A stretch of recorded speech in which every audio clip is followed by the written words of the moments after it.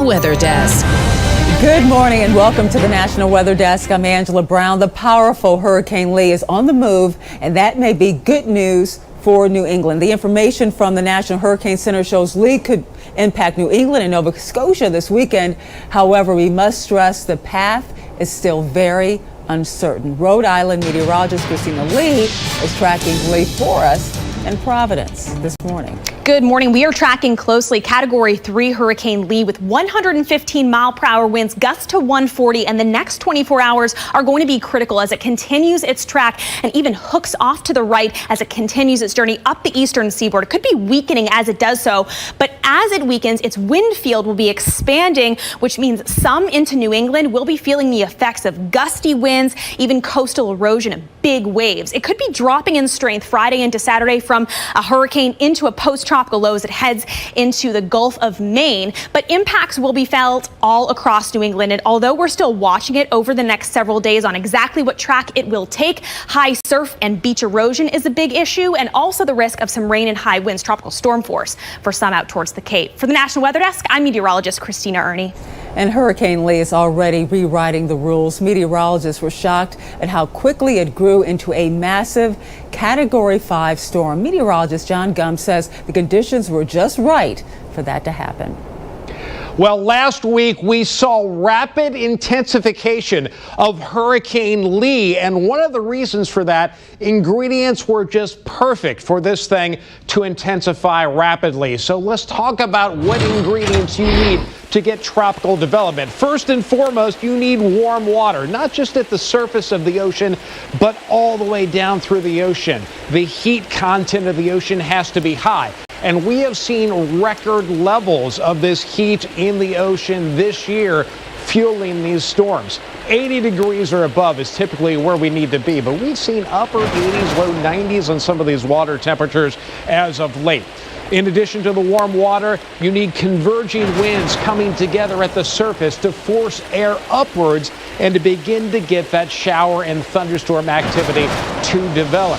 You also need abundant moisture or humidity in the atmosphere over top of these things for them to feed on. Finally, you need winds aloft that are roughly blowing in the same direction and that aren't too strong. If the winds are too strong, they'll shear the tops off these tropical systems and they won't develop. But if you have generally the same direction of winds, they're generally not too terribly strong, and what we call the wind shear is low, all of these ingredients together can form hurricanes. And if all of these ingredients are perfect, then these things can grow huge quickly in a short matter of time and intensify rapidly, just like we saw with Hurricane Lee last week. And for the second straight day, heavy rain triggered flash flooding in Rhode Island on Monday. The water flooded homes and businesses, including an apartment building right here. Residents saved basically what they could. And last night, firefighters rescued 25 people trapped in cars and also in stores. Leanna Falk is in Providence with that story. And Providence Fire says that about 4 feet of water has come up in this lot. And as you can see where it lands on my boots, I'm about 6 feet tall. So that gives you a better sense of how much water that we're actually seeing here. And when first responders arrived, they found multiple people trapped in about a foot of water. Inflatable boats were used to rescue 25 people. Many of them were stuck inside their vehicles or inside some of the stores. Rescue teams ferried those boats back and forth until each person was brought to higher ground. Everyone is safe tonight. No one injured or required hospitalization. Chief Jutras says it will take some time, though, before this floodwater recedes. Difficulty was with people not heeding the warning to not come through flooded areas. As we were blocking autos from coming through, we had others go around, park cars, and attempt to drive through the floods. I had a vehicle that's now stalled underneath the overpass for 146. He went by, stopped autos, and tried to drive through the flood on his own and did not make it through. Heavy rain pounded northern Massachusetts, leading to flooding in the region. A state of emergency was declared on Lehman Street. The water is now threatening a local dam. The rising water also caused several sinkholes to develop. Some people were rescued from their cars. Others had to be evacuated from their homes. Schools, though, are closed.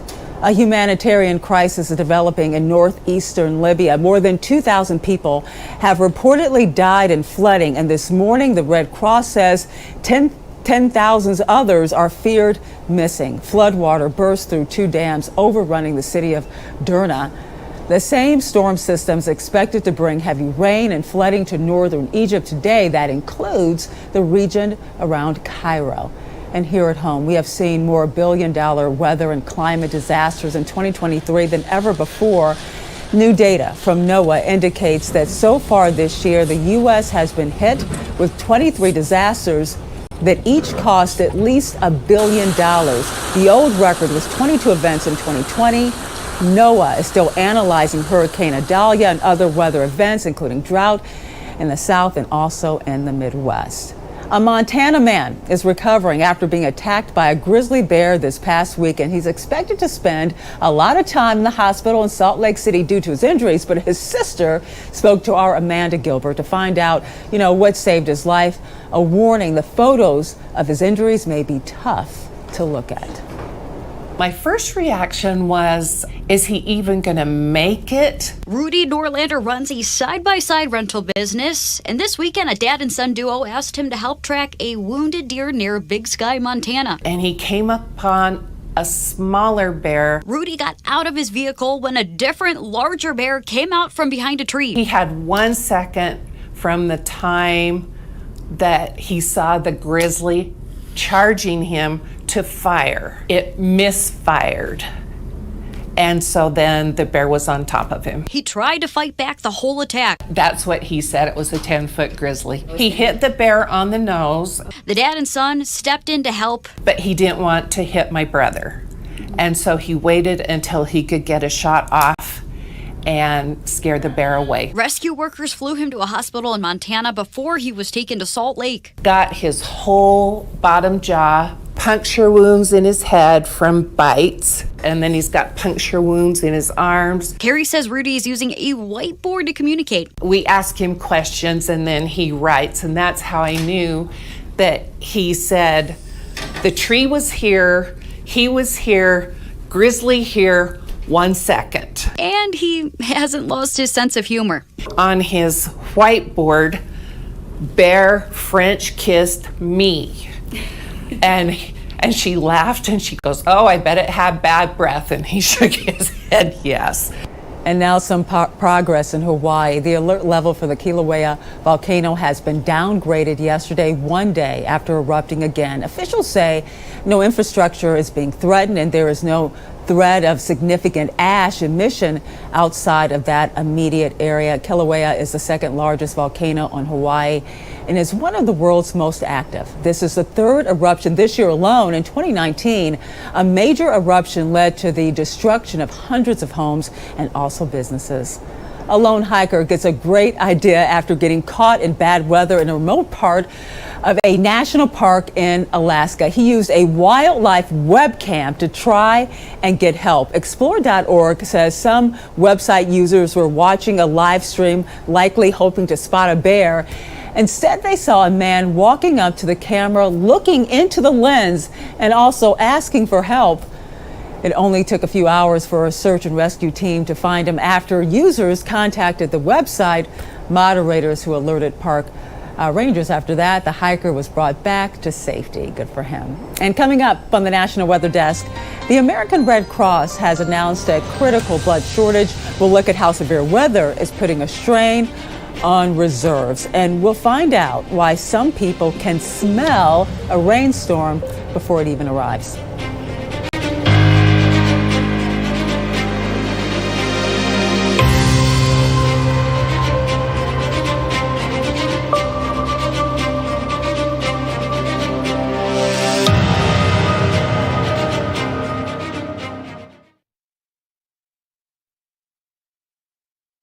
I'm meteorologist Charlie Lopresti with Look at the Northeast. We're tracking more unsettled weather in the Northeast in the coming days. Any leftover clouds, fog, potentially some drizzle this morning. That moves out for most of the Northeast. Those of you in northern New England, you'll still be dealing with some clouds and showers there. Our next round of showers area-wide in the Northeast will arrive on Wednesday. This is about 8 o'clock in the morning. Notice New York, New Jersey getting wet during this period. This will be making its way into parts of New England during the afternoon and evening.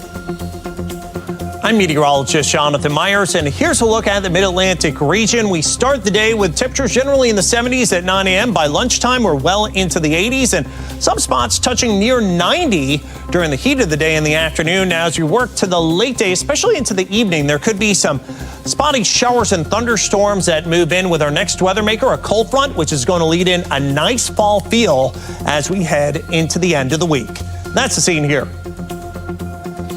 I'm meteorologist Vitas Reed. Here's a look at your southeast forecast highs. Looking at 90 in Birmingham, 90 in Mobile, 91 Tampa, Raleigh, 90 degrees compared to 75 in Nashville. It looks like there's going to be more cloud cover around Memphis and Nashville as we see this system moving in. Little frontal boundary that's going to be dropping temperatures, and also bringing in some showers and thunderstorms. Along the I-95 corridor, I-75, looking at a few pop-up showers and thunderstorms through the afternoon. And then it looks like as we get to the evening hours, a few scattered showers as well.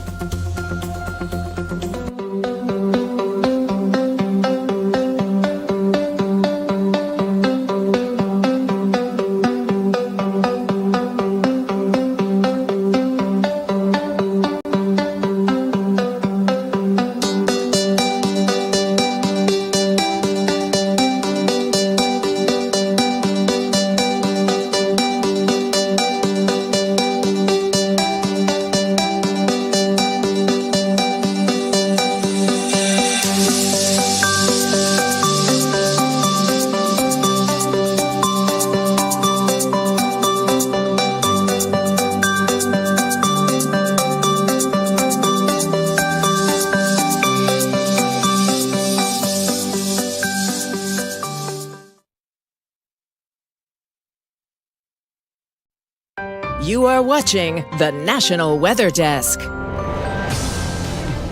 A dire warning from the American Red Cross, which provides around 40% of the nation's blood and blood components to patients who really need it. The organization says their supply has hit critically low levels. Mandy Gaither has more on what led to this shortage and the weather tie-in.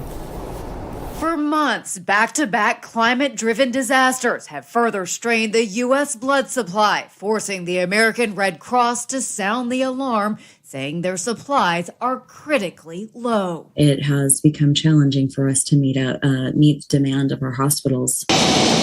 With a busy summer travel season and back-to-school activities, the organization was already seeing low donor turnout. That, paired with blood drive cancellations because of extreme weather, has led to the national blood supply dropping by nearly 25% since early August, despite a constant demand. Blood cannot be manufactured, it can't be stockpiled, and really it's the blood on the shelves on a daily basis that is needed to save lives. From emergencies to cancer patients and women in delivery, blood is used to help patients every day. The Red Cross says all blood types are urgently needed, but there's an emergency need for platelet donors and type O blood donors. About 40% of this country's population is eligible to donate, and only about 4% do. When Hurricane Idalia slammed into the southeast, the Red Cross says it was unable to collect more than 700 units of blood and platelets, and the storm season isn't over. Hurricane Lee is now being closely monitored. The need is constant, and it's the patients that are at the other end of this life-saving product. Well, have you ever said it smells like rain before it actually rains? There's science behind that change in scent. Meteorologist Violet Skyborer says it's not the rain itself, but it's something else. It could be one of three things. So let's get into it. The first is a soil-dwelling bacteria that secretes geosmin when producing spores. And raindrops help release this earthly-smelling chemical into the air. So that's one thing you could be smelling. The second is from plants. They secrete oils during dry periods, and the rain causes compounds to be released from those oils that we smell, called petrichor. And the third, last but not least, is lightning. It can actually split oxygen molecules into individual atoms. And then those atoms can reattach to O2 molecules to make O3, which is ozone. And that has a distinct pre-rain odor. So that's what you could be smelling. Well, if you're not currently dealing with rain, chances are you are still dealing with high heat or have been in the past week. And that means you probably did some sweating. The weather plays a much bigger role in sweating than you may actually realize. Meteorologist Brandon Lawson explains. First off, our bodies like to be at 98.6 degrees Fahrenheit. So anytime we get above 98.6 degrees Fahrenheit, our bodies, they sweat. They sweat to cool us off. That sweat, it evaporates off our skin. Look how happy those water molecules are. When they evaporate, we get evaporative cooling. But notice, this is on a dry day where you have a lot of dry air out there. There's not a lot of water molecules in the atmosphere. So those water molecules were just able to easily evaporate off in the atmosphere, and you were able to cool down easily. That's why it's so comfortable on a low humidity day. But the issue is with the muggy conditions, you already have so many water molecules in the atmosphere. So take a look at this. These water molecules, they're not too happy, right?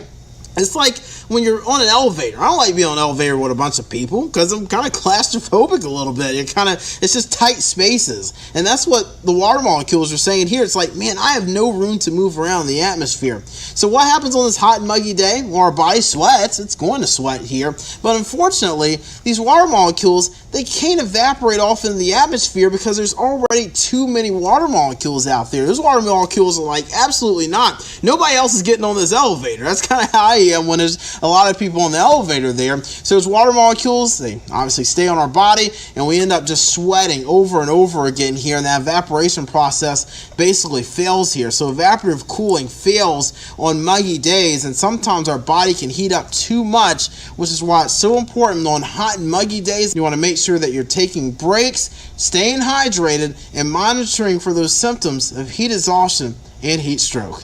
I'm meteorologist Brandon Lawson. And if you live in a city, you might be sweating more than people living out in the county. That's because of something called an urban heat island. Theron Zahn has more. Urban heat islands are cities where the concrete and asphalt absorb the sun's rays and cause them to be warmer than the surrounding areas. You're looking at Seattle here, but according to NASA, for an example, New York City is 7 degrees warmer on average than the surrounding areas. And according to the National Oceanic and Atmospheric Administration, urban heat islands can actually be up to 20 degrees hotter than surrounding areas. One solution, according to the EPA, is right in front of you. They say planting more trees or leaving more trees when making development can actually cause those heat islands to be not quite so hot. And you may have heard of Nick Uhas. He's been on Big Brother and America's Got Talent. He's also a scientist making incredible videos on YouTube. Emily Gracie sat down with Nick to talk about his love of science. I fell in love, I would say, with science probably as far back as 6th grade. And I became a biology major in college. And then along the way, I started studying at Yale University economics and then video production in the summer. That changed the route because I was like, oh man, this is really cool. You can film, almost like a demonstration. You can talk about what you're excited about. I saw you sent ice cream to the outer limits of our atmosphere. Where did that idea come from and how did it play out? We saw some video of somebody sending something to the edge of outer space. And I thought, that's incredible. But I don't want to just do it. I don't want to just send something. I want to use this as a learning opportunity. So I thought the thing that I'm most curious about is how quickly does it get cold? How quickly would ice cream then melt from the ground if it were hot on the way up to the edge of outer space? And as it turns out, not to ruin this experiment, but it gets cold really fast. The best part is when you eat the ice cream at the end. So half the fun of this particular experiment is literally finding it. The part that is totally unpredictable, there's no drone that's guiding it. Once the balloon pops, it just, comes down through a parachute. You don't really know where it's going to end up. And I think that's kind of the fun of the whole equation. Okay, so tell me about the fire tornado.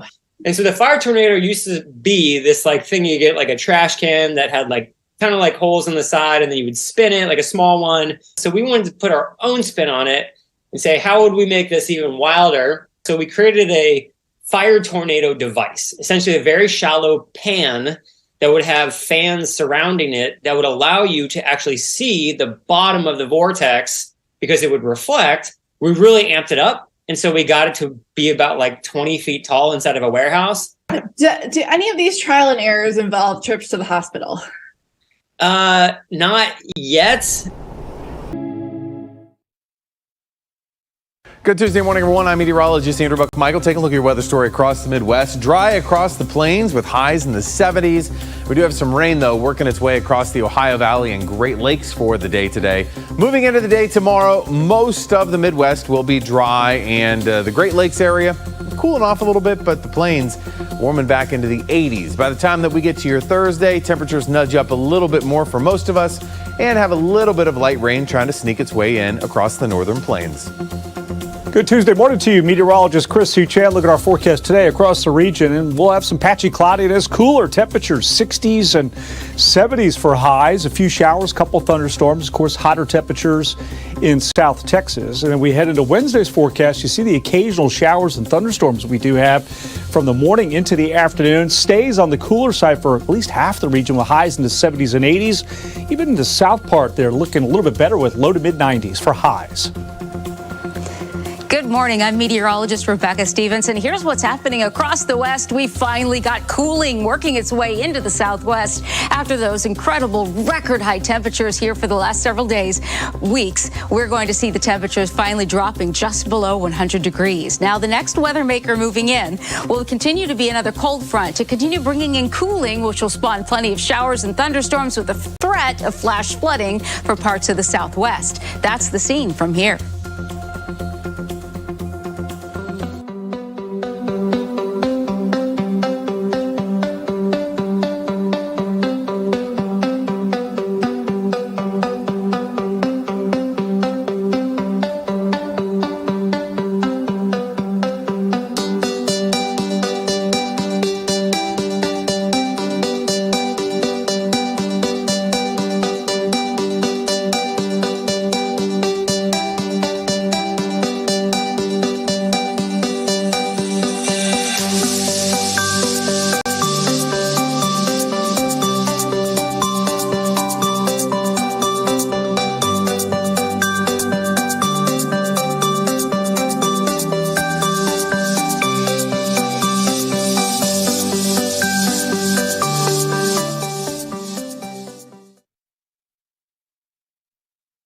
Weather Window, presented by the National Weather Desk. An incredible moment between beachgoers and this hammerhead shark just feet from the shoreline in Palm Beach, Florida. The drone photographer estimates the shark was roughly 14 feet long, and the approaching dorsal fin didn't scatter this group of 8. Hammerheads look quite imposing, but humans aren't on their list of prey. Fewer than 20 unprovoked attacks have been documented since the year 1900. For more content like this, follow the National Weather Desk on Instagram. Earlier, we talked about how you can smell rain before it arrives, but clouds can also give you a clue if rain is on the way. Meteorologist Kristen Clark has more. I always say that observations are the foundation of any science, especially meteorology. Simply observing our surrounding environment and the clouds above can be a sign of what weather is to come. Just take a look at these altocumulus clouds. We call this also a mackerel sky because the cloud formations resemble the back of a mackerel fish. Whenever we see this type of cloud, it could be a harbinger of rain soon to come. And sure enough, when all these altocumulus clouds were observed over western Washington, rain showed up in less than 24 hours.